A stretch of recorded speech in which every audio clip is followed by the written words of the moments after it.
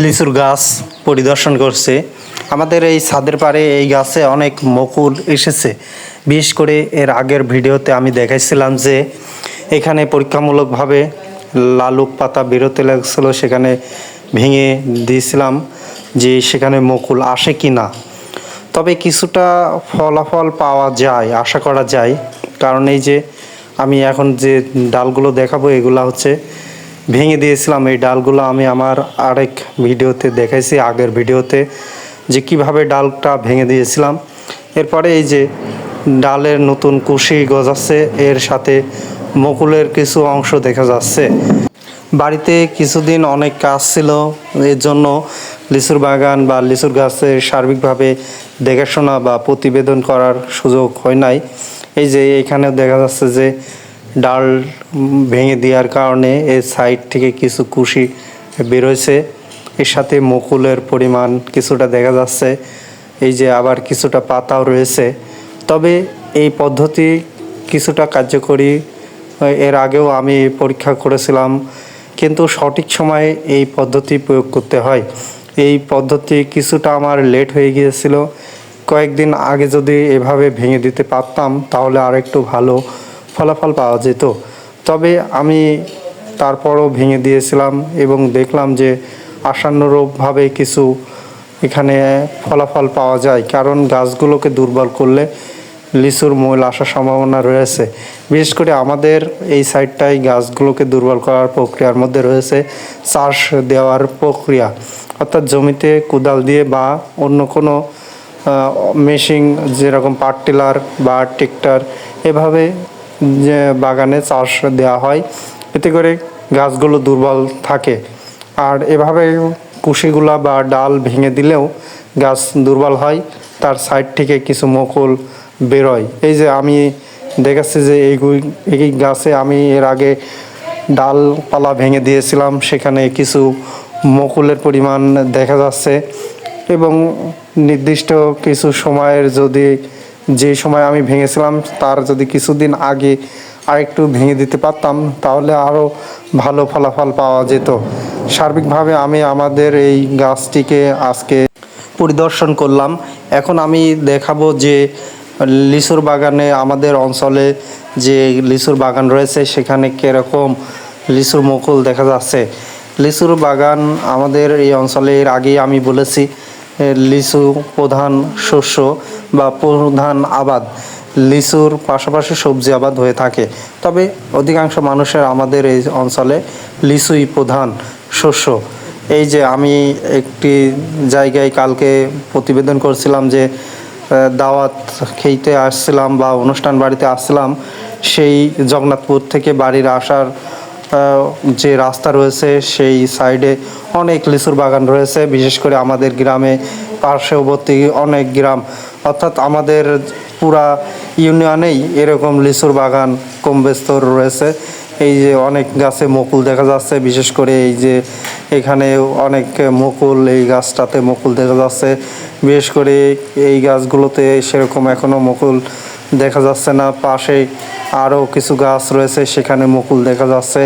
এভাবে আমাদের অঞ্চলে কিছু কিছু ক্ষেত্রে কিছু কিছু জায়গায় অনেক ভালো মুকুল আছে, তবে গতবারের থেকে কিছুটা কম মুকুল রয়েছে আমাদের এই অঞ্চলে। বিশেষ করে এবার ওই বাগানে দূর থেকে দেখা যাচ্ছে ওই গাছটায় অনেক ভালো মুকুল এসেছে। পাশাপাশি আমি রাস্তার পাশ দিয়ে এগিয়ে যাচ্ছি, আমি যেই সাইডটা দিয়ে হেঁটে আসছি সেই সাইডটাই শুধু লিচুর বাগান আর লিচুর বাগান।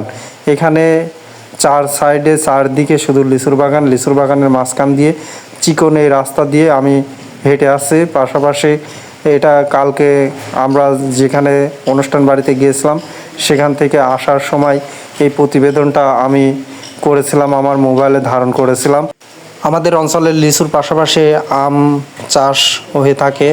বিশেষ করে আম আমাদের এদিকে বাণিজ্যিকভাবে না হলেও এদিকে ব্যক্তিগতভাবে একটি দুইটি গাছ বা বিশেষ ক্ষেত্রে বাণিজ্যিকভাবেও রয়েছে। তবে আমাদের অঞ্চলে বা আমাদের এই গ্রামে আশপাশে ইউনিয়ন বা আমাদের উপজেলায় আম বাণিজ্যিকভাবে সেভাবে চাষ না হলেও লিচুর পরিমাণটা বেশি চাষ করা হয়ে থাকে। আমাদের একটি আমের গাছ রয়েছে। এর আগে আমি দেখেছিলাম যে মুকুল এসেছে, মুকুল আসার পরে মুকুল ফুটে গুটি হচ্ছে, এই যে ছোট ছোট আম দেখা যাচ্ছে, খুব সুন্দর লাগছে আমগুলোকে দেখতে, খুবই ভালো লাগছে। এই আমের গুটিগুলো পূর্ণ আমে রূপান্তরিত হবে, এরপরে এক টাইমে পেকে যাবে। আমরা গাছ পাকা আম এইখান থেকেই সংগ্রহ করে আমরা প্রতি বছর আমাদের আমের চাহিদা পূরণ করি এই গাছ থেকেই। গাছের যে মুকুলগুলো দেখাতেছি আমি, এর মাঝে কিছুটা আমের গুটি হয়েছে, কিছু জায়গায় এখনও আমের মুকুল রয়েছে, কিছু জায়গায় আমের ফুল ফুটে গেছে।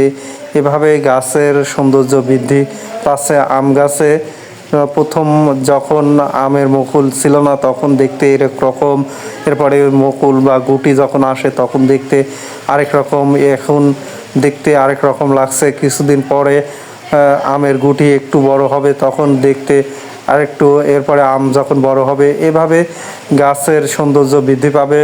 এরপরে যখন আবার গাছে যখন আম থাকবে না তখনও দেখতে আরেক রকম। এই যে আমাদের আম গাছে ছোট ছোট আমের গুটি, এই আমগুলো এক টাইমে পরিপূর্ণ হবে এবং খাবার উপযোগী হবে আশা করা যায়। আম গাছে এখন আমি পরিদর্শন করলাম যে কোনো বিষ বা কীটনাশক প্রয়োগ করার প্রয়োজন আছে কি না। তবে আরও কিছুদিন পর আমি আম গাছে বিষ প্রয়োগ করব। বিশেষ করে এখন আম গাছে বিষ প্রয়োগ করা উচিত নয়, কারণ এখনও আমের গুটি পরিপূর্ণভাবে প্রত্যেক মুকুল থেকে হয় নাই, বা এখনও মুকুল রয়েছে যেগুলা এখনও ফুল অবস্থায় রয়েছে, যেখানে বিষ প্রয়োগ করলে সেই ফুলের ক্ষতি হবে। আমের যখন গাছে মুকুলগুলো পূর্ণ গুটিতে রূপান্তরিত হবে তখন বিষ প্রয়োগ করতে হবে। এখন বিষ প্রয়োগ করলে উপকার থেকে ক্ষতির পরিমাণই বেশি। এরপরে আমি আসলাম আমাদের যে আরেকটি কাঁঠাল গাছ রয়েছে, কাঁঠাল গাছের ছোট ছোট কাঁঠাল ধরেছে। বিশেষ করে আমি দেখলাম যে কাঁঠাল গাছের অনেক সেই কড়িগুলো দেখতে অনেক ভালো এবং অনেক বেশি কড়ি দেখা যাচ্ছে। তবে গতবার এই কাঁঠাল গাছে কাঁঠাল আরও বেশি ছিল, তবে এবছর একটু কম। তবে আশা করা যায় এই কাঁঠাল দিয়ে আমাদের পারিবারিক কাঁঠালের চাহিদা পূরণ হবে। কাঁঠালগুলোর দেখতে খুবই ভালো লাগছে। এই কাঁঠালগুলো এক টাইমে বড় হবে। আমি বিশেষ করে লক্ষ্য করছি যে কাঁঠাল গাছের কিছু পরিচর্যা করা প্রয়োজন, কারণ কিছুটা পোকামাকড় এই জালিগুলোকে ক্ষতি করছে। এই কাঁঠাল গাছটি আমাদের বাড়ির উঠানের মাঝে অবস্থিত। এই কাঁঠাল গাছের উপরে যেরকম কাঁঠাল ধরেছে, নিচে তার থেকে বেশি পরিমাণে কাঁঠাল ধরেছে। কাঁঠাল গাছের বৈশিষ্ট্য, বিশেষ করে কাঁঠাল গাছের নিচে যে গোড়ার সাইডটায় বেশি কাঁঠাল ধরে। এরপরে আমি আবারও আমাদের যে লিচুর গাছ রয়েছে সেই লিচুর গাছটি বিশেষ করে দেখালাম যে এই যে ডাল ভেঙে দেওয়ার কারণে কিছু কিছু মুকুল বেরোছে।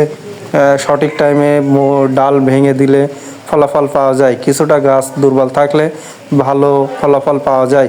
বিশেষ করে এভাবেও দুর্বল করা যায় এবং গাছের গোড়া কোদাল দিয়ে বা চাষ দিয়েও গাছেরকে দুর্বল করা যায়।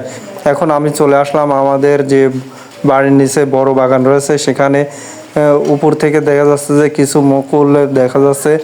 এই গাছগুলো খুব ঘন, এর জন্য ক্যামেরায় ভালো করে দেখানো খুব কষ্টসাধ্য বিষয়। আমার বড় চাচা তার বাগানে বিশেষ করে যে গাছ দুর্বল করেছিল, এখন তিনি গাছে পানি দিয়েছে। পানি দেওয়ার কারণ হচ্ছে কিছুটা মুকুল দেখা যাচ্ছে গাছে, তবে তিনি পানি দিয়েছে যাতে করে মুকুলগুলো খুব দ্রুত বেড়ে যায় এখন। কারণ গাছে যদি রসের নিশ্চয়ই অভাব রয়েছে, এজন্য তিনি পর্যাপ্ত পরিমাণে পানি প্রদান করেছে যাতে করে মুকুল দ্রুততার সাথে গাছে বেরোয়, এজন্য তিনি পানি প্রয়োগ করেছেন। এরপরে আমি ভালো করে ক্যামেরায় দেখতে চাইলাম যে উপরে মুকুলগুলো কিছু দেখা যাচ্ছে, তবে ক্যামেরায় আমি জুম করে দেখালাম যে এরপরে আমি আরও কিছু গাছ রয়েছে আমাদের বাগানে, সেগুলো আমি সার্বিকভাবে কিছুটা দেখানোর চেষ্টা করছি। বিশেষ করে গাছগুলো অনেক বড় এবং পাশাপাশি ঘন, এজন্য ক্যামেরা বা খালি চোখে দেখা খুব কষ্টসাধ্য। আমরা এই বড় গাছগুলোতে বিষ প্রয়োগ করার ক্ষেত্রে গাছের এক গাছে উঠে আরেক গাছে স্প্রে করি, নিচ থেকে বিষ প্রয়োগ করতে খুব অসুবিধা হয় বা দেখা যায় না, এজন্য সঠিকভাবে বিষ স্প্রে করা যায় না। এজন্য আমরা এই বড় গাছের একটি গাছের ডালের উপরে উঠে আরেক গাছে বিষ স্প্রে করি। এভাবে আমরা বিষ পোছাই এবং সঠিকভাবে যত্ন নিয়ে থাকি। এখন আমি আমাদের যে একটি বড় গাছ রয়েছে, এর আগেই দেখাইছিলাম, সেই বড় গাছের অবস্থা দেখলাম। বড় গাছের কিছু ডালে পাতা, কিছু ডালে মুকুল এবং সার্বিকভাবে দেখা যাচ্ছে যে বড় গাছে এবার গতবারের থেকে একটু ফলন কম হবে। এরপরে আমি বড় গাছের বাইরের সাইডটায় আসলাম, বাইরের সাইডটাও অনেক কিছুটা পাতা বেরোয়ছে, কিছুটা মুকুল বেরোয়ছে। আশা করা যায় যে কয়েকদিনের মধ্যে এই মুকুলগুলো আরও বড় হবে। কিছুদিন অনেক কাজে ব্যস্ত থাকার কারণে লিচুর বাগান বা অন্য কোনো বাগানে যাওয়ার সেরকম সময় হয়ে ওঠেনি। এজন্য আজকে একটু সময় পেলাম। এর জন্য বাগানের সার্বিকভাবে খোঁজখবর এবং নিজে সরজমিনে এসে সার্বিকভাবে দেখলাম এবং দেখলাম যে মুকুলগুলো কিছুটা বড় হচ্ছে, তবে বিষ প্রয়োগ করতে হবে। আমাদের কাজের ব্যস্ততা থাকার কারণে লিচু গাছে এখনও সেভাবে যত্ন করতে পারছি না। সবাই ভালো থাকবেন, সুস্থ থাকবেন।